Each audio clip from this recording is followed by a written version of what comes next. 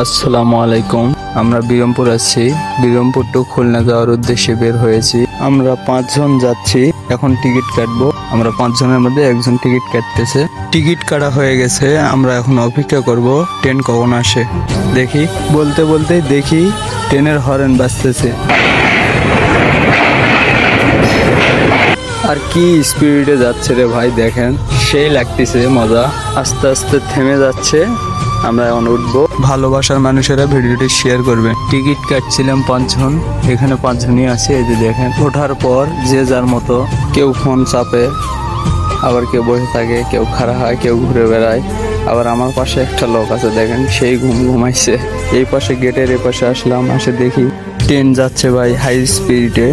আপনারা দেখতে পাচ্ছেন, দেখেন। দেখি ট্রেনের ভিতরটা একটু ঘুরে আসেন, যাতে দেখি সবজি মাখালা কেউ খাবেন নাকি কমেন্টে জানান। আর ভালো লাগলে ভিডিওটা শেয়ার করবেন। ভিতরটা দেখেন, অনেক বগি ফাঁকা আছে, লোক নাই। আমরা এখন নামবো। স্টেশন আসছে, আমরা নেমে পড়ছি। খুলনা স্টেশন আসলেই বড়, এই প্রথম দেখলাম। হ্যালো গাইজ, আমরা চলে এলাম খুলনা। এখান থেকে গেট পাস হইতে গেলে আমাদের আবার প্রয়োজন টিকিট। এখানে আমাদের টিকিট দেখলো, তারপরে আমাদের গেট পাস করে দিল। আর আপনারাও যদি ট্রেনে ওঠেন তাহলে অবশ্যই টিকিট কাটবেন, কারণ টিকিটটা সবসময় প্রয়োজনে লাগে। আর যে উদ্দেশ্যে খুলনায় আসা, আপনারা সকলেই দোয়া রাখবেন আমরা যে কাজে আসছি সেই কাজ শেষ করে যেন আমরা যেতে পারি। খুলনা জেলা স্টেশনের বাইরে আসলাম এবং এই শহরটা অনেক সুন্দর।